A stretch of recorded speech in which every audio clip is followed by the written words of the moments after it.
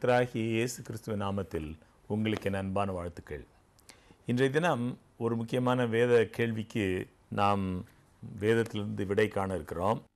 அந்த கேள்வியை நான் வாசித்து அதற்கான விளக்கத்தை வேதத்திலிருந்து உங்களோடு சேர்ந்து கர்த்தருடைய கிருபையினால் தியானிக்க முன்னதாக ஆண்டவருடைய ஆசீர்வாதத்திற்காக ஒரு சிறு ஜெபம் செய்வோம்.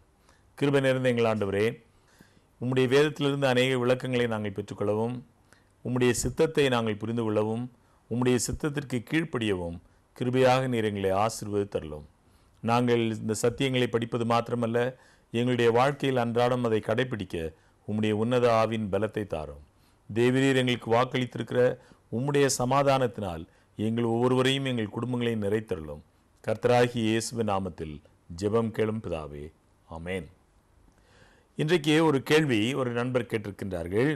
ஆண்டவர் ஒரு சமயம் போய்கொண்டிருக்கும் பொழுது, பெத்தானியாவிலிருந்து புறப்பட்டு போய்கொண்டிருக்கும் பொழுது அவருக்கு பசி உண்டாயிற்று.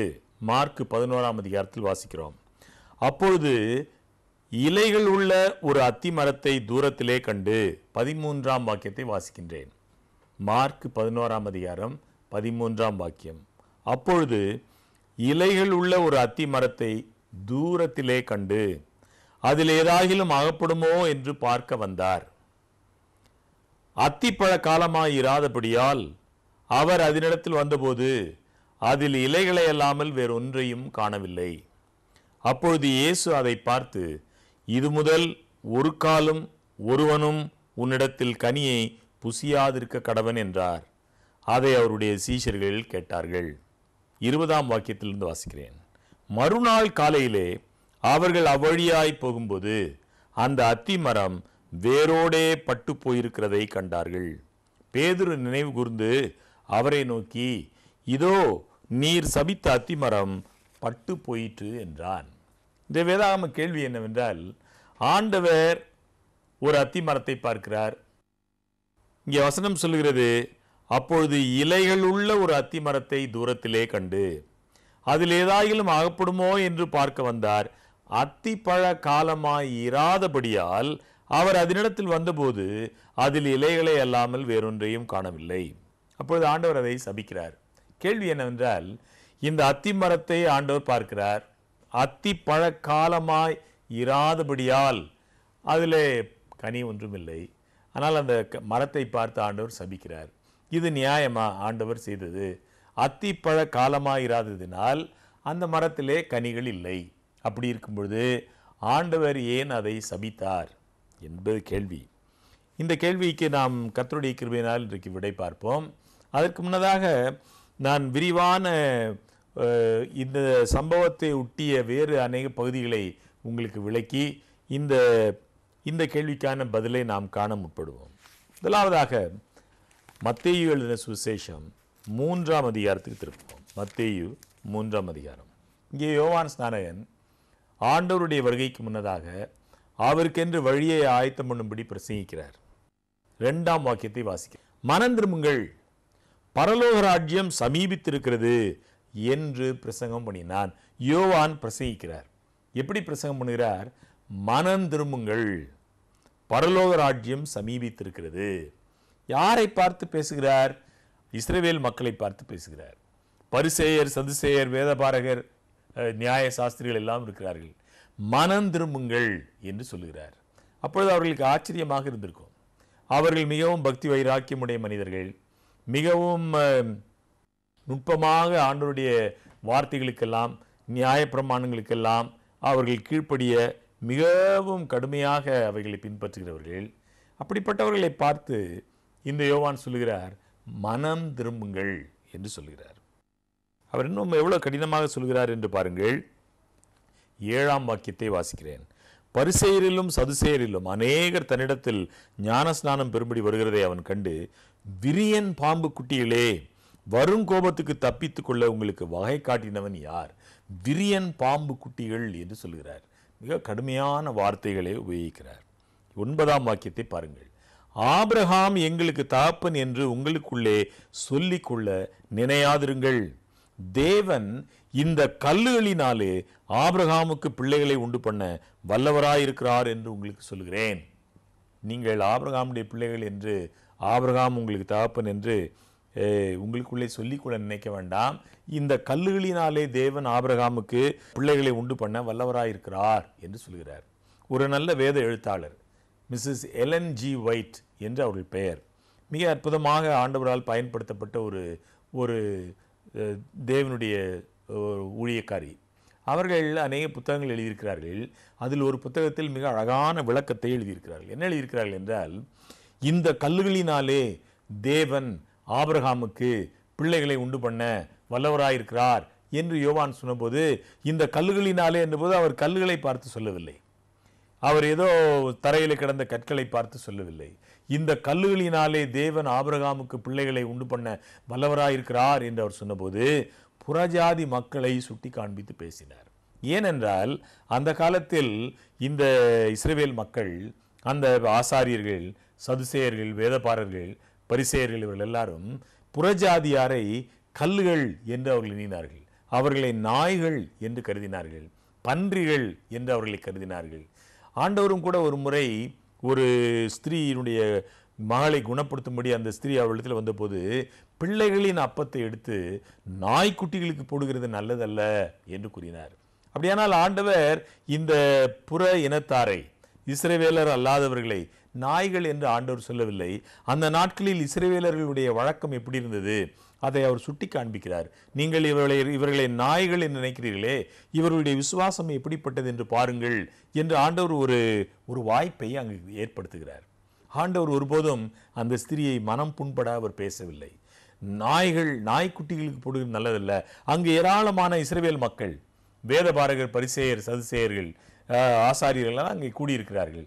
அவர்கள் முன்னிலையில் இந்த ஸ்திரீயினுடைய விசுவாசத்தை ஆண்டவர் காண்பிக்க அவர் முற்படுகிறார்.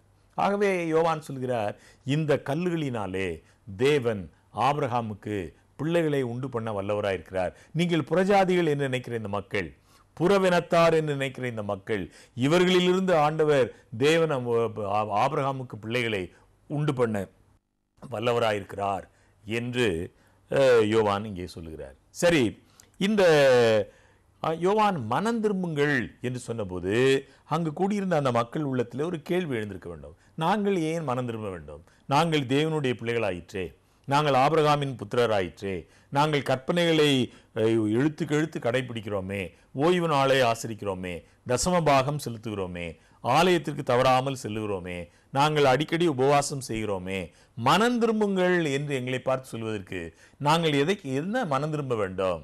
மனம் திரும்புவதற்கு எங்களுக்கு என்ன தேவை இருக்கிறது? இப்படி ஒரு கேள்வி அவர்கள் உள்ளத்தில் எழுந்திருக்க வேண்டும்.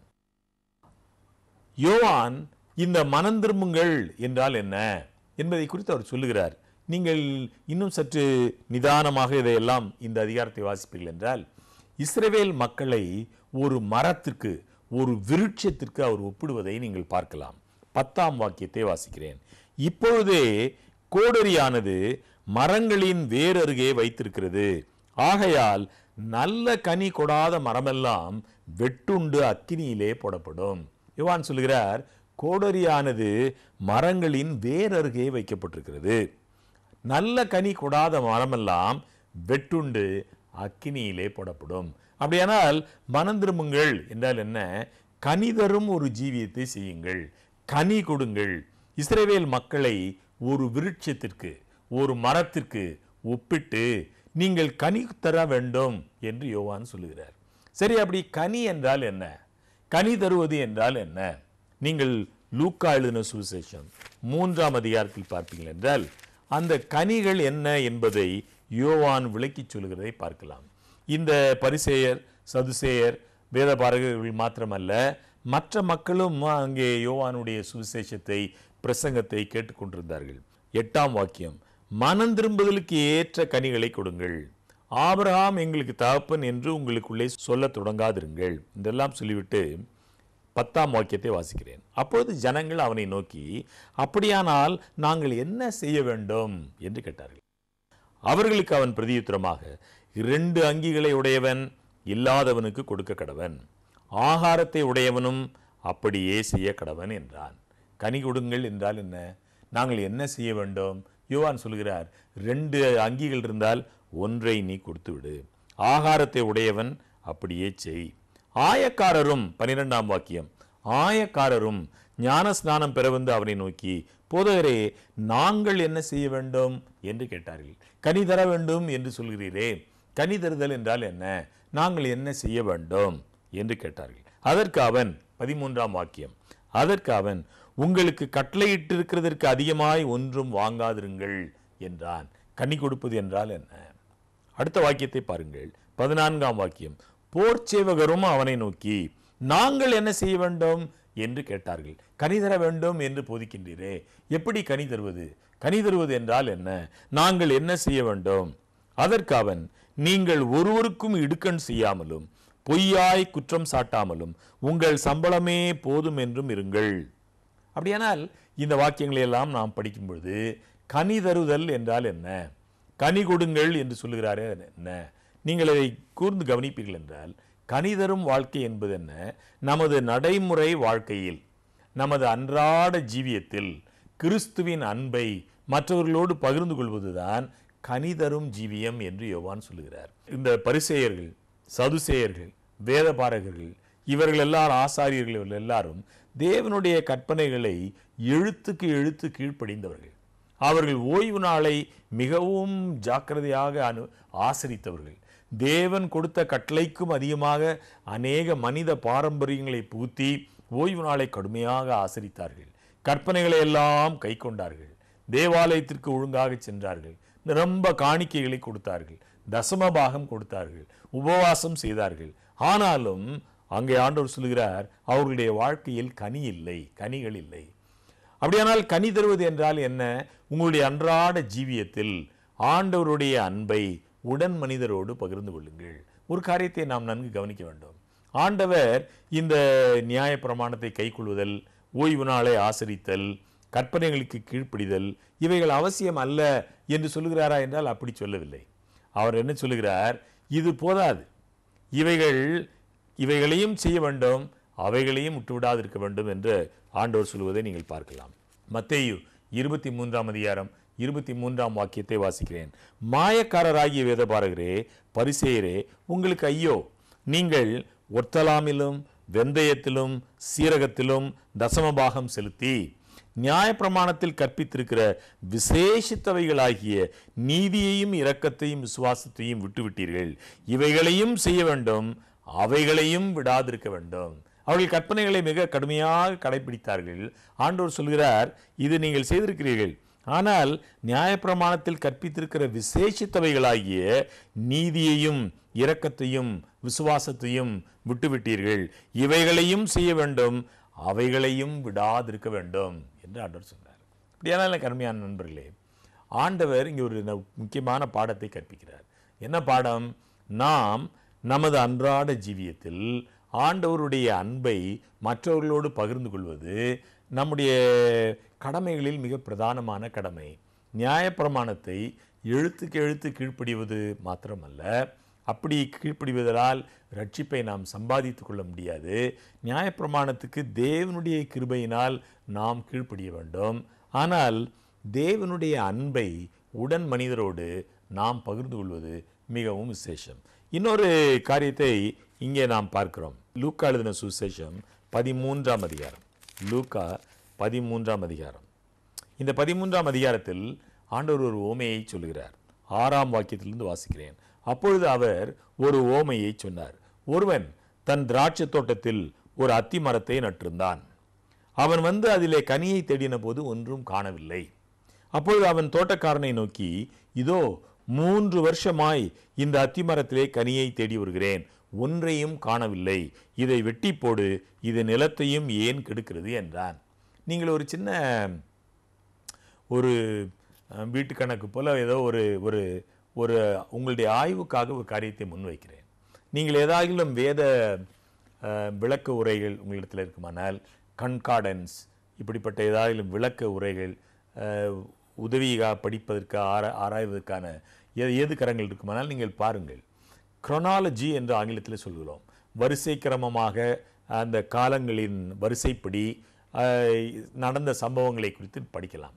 அதிலே புதிய ஏற்பாட்டில் கர்த்தராகிய இயேசு கிறிஸ்துவனுடைய வாழ்க்கை, அவருடைய உபதேசம், ஊழியம், இவைகளை குறித்த குரோனாலஜி, அந்த வரிசை கிரமமாக காலக்கிரமமாக நிகழ்கிற சம்பவங்களை நீங்கள் வாசி பார்ப்பீர்கள் என்றால், இந்த ஓமானத்தை ஆண்டவர் சொல்லும் பொழுது எப்பொழுது சொல்லுகிறார் என்றால், ஆண்டவருடைய ஊழியம் ஆரம்பித்து 2 ஆண்டுகளுக்கு பிற்பாடு சொல்கிறார்.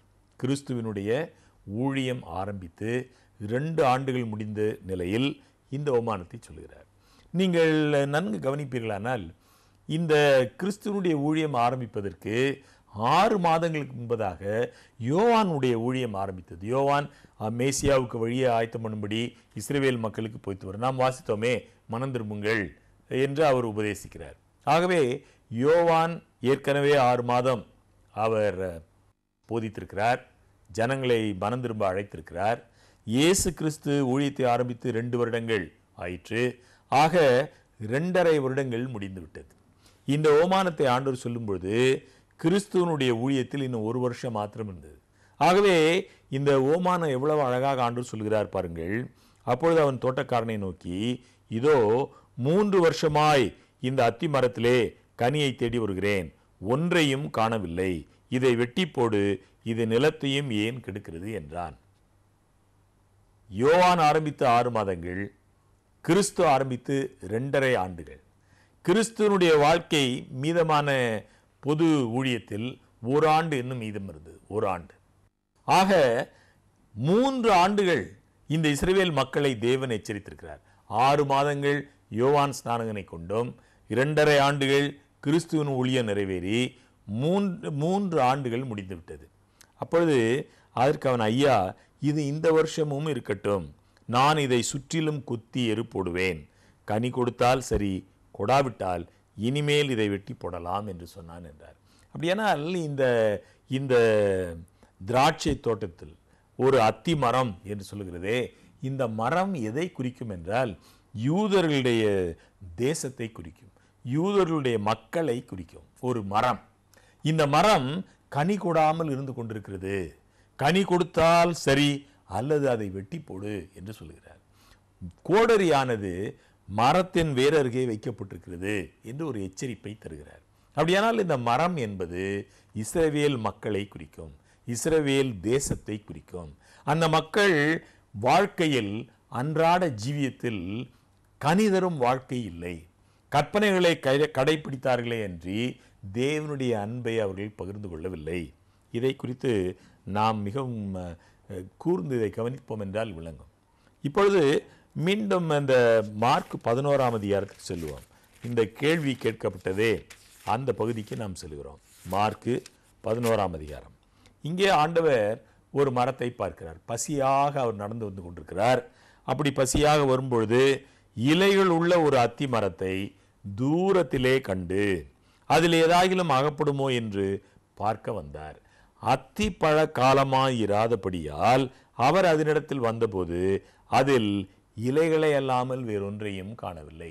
நீங்கள் இந்த வேத ஆராய்ச்சியாளர்கள் எழுதியிருக்கிற சில நல்ல விளக்க உரைகளை வாசிப்பீர்கள் என்றால் ஒரு நல்ல அழகான உண்மை ஒன்று விளங்கும். அது என்னவென்றால், பலஸ்தீனாவிலே அந்த பகுதியில் இந்த வகை மரங்கள், இந்த குறிப்பிட்ட வகை மரங்கள், அவைகளில் முதலாவது காய்கள் முதலாவது தோன்றும். அந்த அப்படிப்பட்ட மரங்களில் பழம் இருக்கிறது என்றால் கண்டிப்பாக இலைகள் நிரம்ப இருக்கும். இலைகள் நிரம்ப இருந்தால் கட்டாயமாக அதில் பழம் இருக்கிறது என்று பொருள். இயேசுவானவர் அந்த வழியே வந்தபோது ஏராளமான மற்ற அத்தி மரங்கள் இருந்தது. அவைகளெல்லாம் இலைகள் இல்லாமல் உதிர்ந்து வெறுமையாக இருந்தது. இந்த ஒரு மரத்தை பார்க்கிறார். இந்த ஒரு மரம் பசுமையாக செழிப்பான இலைகள் நிறைந்ததாக இருந்தது. பலஸ்தீனாவிலே அந்த நாட்டில் இந்த வகை மரங்கள் அந்த காலத்தில் இலைகள் நிறைந்திருந்தால் கண்டிப்பாக அதில் பழங்கள் இருக்க வேண்டும். மற்ற அத்திமரங்களில் இலைகள் இல்லை. இந்த ஒரு அத்திமரம் மிகவும் கண்ணுக்கு கவர்ச்சியாக இருந்தது. நிரம்ப பசுமையான இலைகள் இருந்தது. ஆண்டவர் ஆவலோடு அந்த மரத்தை தேடி போகிறார். அவருக்கு பசியாக இருந்தது. அங்கே கிட்ட சென்ற போது அங்கே என்ன இல்லை? கனிகள் இல்லை. வசனம் சொல்கிறது, அத்திப்பழ காலமாயிராதபடியால் அவர் அதனிடத்தில் வந்தபோது அதில் இலைகள் இல்லாமல் வேறொன்றும் காணவில்லை, பழங்கள் காணவில்லை. நீங்கள் ஒரு காரியத்தை நன்கு கவனிக்க வேண்டும். ஜெபத்தோடு கவனித்தீர்கள் என்றால் விளங்கும். மற்ற அத்தி மரங்களில் இலைகள் இல்லை. இந்த மரத்தில் மாத்திரம் இலைகள் நிரம்ப இருந்தது, பசுமையாக இருந்தது, பார்ப்பதற்கு மிகவும் கவர்ச்சியாக இருந்தது. கிட்டே சென்றபோது அதில் கனிகள் இல்லை. இந்த மரம் எதை குறிக்கும் என்றால் இஸ்ரவேல் தேசத்தை குறிக்கும், இஸ்ரவேல் மக்களை குறிக்கும். அவர்கள் மிகவும் செழிப்பாக பசுமையான இலைகள் நிறைந்த ஒரு விருட்சம் போல் இருந்தார்கள். மற்ற புற இனத்தவர்கள் ஆண்டவருடைய வாக்குத்தத்தங்கள், ஆண்டவருடைய வேத வாக்கியங்கள், தீர்க்க தரிசனங்கள், இப்படிப்பட்ட எல்லா ஸ்லாக்கியமும் கிடையாத மற்ற மக்கள் இலைகள் இல்லாத வெறும் உலர்ந்த மரங்கள் போல மற்றவர்கள் காட்சியளித்தார்கள். இந்த இஸ்ரவேல் மக்கள் விசேஷித்த சலுகை பெற்றவர்களாக இருந்தார்கள். அவ்வளவு சலுகைகளை பெற்றோம். தேவாலயம், அவர்களுடைய ஆராதனை முறைகள், அவர்களுடைய வேத வாக்கியங்கள், தீர்க்க தரிசனங்கள், தேவனோடு உள்ள உடன்படிக்கைகள், இப்படி ஏராளமான வசதிகளை பெற்று செழிப்பான இலைகள் நிறைந்த பசுமையான இலைகள் நிறைந்த விருட்சமாக இஸ்ரவேல் ஜனம் இருந்தது. மற்ற மரங்கள், மற்ற புற இனத்தவர்களுக்கு இவ்வளவு சிலாக்கியங்கள் அவர்களுக்கு கிடைக்கவில்லை. அவர்கள் இலை உதிர்ந்த மரங்களைப் போல இருக்கிறார்கள். அவர்களிடத்தில் எந்த ஒன்றுமே இல்லை. மக்கள் யாரும் அவர்களிடத்தில் கனியை தேடி போகும் ஒரு வாய்ப்பு கூட கிடையாது. ஆனால் இந்த இஸ்ரவேல் மக்கள், இவர்களிடத்தில் ஆண்டவர் கனியை எதிர்பார்க்கும் ஒரு உரிமை இருந்தது. ஏனென்றால் ஆண்டவர் அவர்களுக்கு அவ்வளவு ஏராளமான நன்மைகளை தந்திருந்தார், வழங்கியிருந்தார். ஏராளமான ஆசீர்வாதங்களை அவர்களுக்கு தந்திருந்தார்.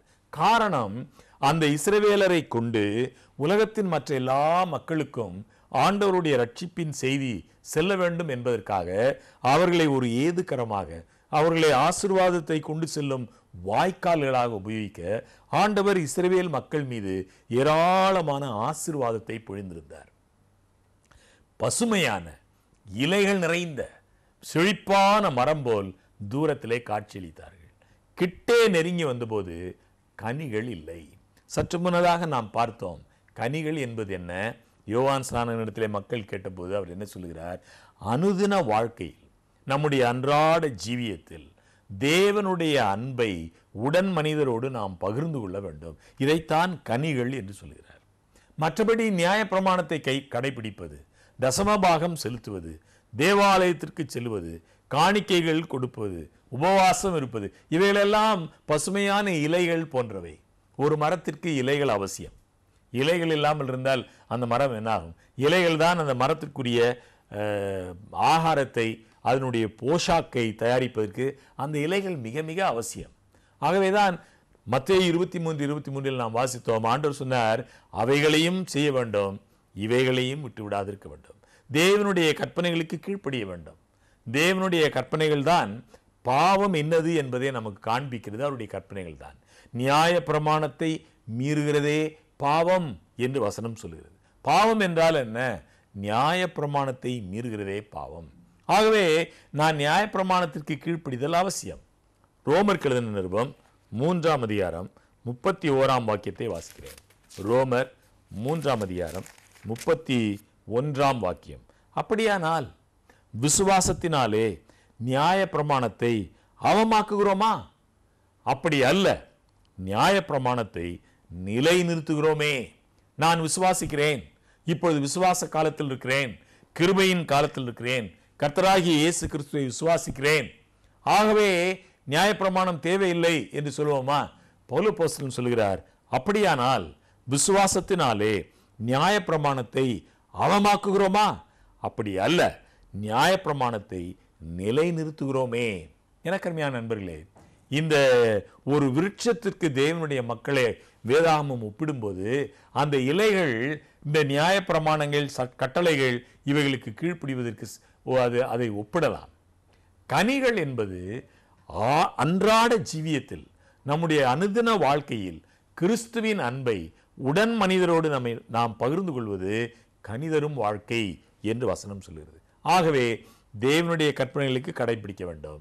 ஆனால் பரிசேயர், சதுசேயர், வேத பாரகர்கள் எல்லாம் தேவனுடைய கற்பனையோடு சேர்த்து மனித பாரம்பரியங்களை புகுத்தி அதை மிகவும் பாரமாக்கி இருந்தார்கள். ஆண்டவர் அதை கண்டித்தார். ஒரு ஓய்வு நாளில் நன்மை செய்வது நியாயம்தானா? அது குற்றமா? ஆண்டவர் ஓய்வு நாளில் நன்மை செய்வது நியாயம் என்பதை காண்பித்தார். ஓய்வு நாள் வேண்டாம் என்று ஆண்டவர் போதிக்கவில்லை. அந்த ஓய்வு நாளை அவர்கள் ஆசரித்த முறையை அவர்களுக்கு கண்டித்து உணர்த்தினார். இது தவறு, நீங்கள் இப்படி செய்வது. ஏராளமான மனித பாரம்பரியங்களை அவர்கள் புகுத்தினார்கள். எனக்கு அருமையான நண்பர்களே, தேவனுடைய கட்டளைகளுக்கு கீழ்ப்படிவது அவசியம்.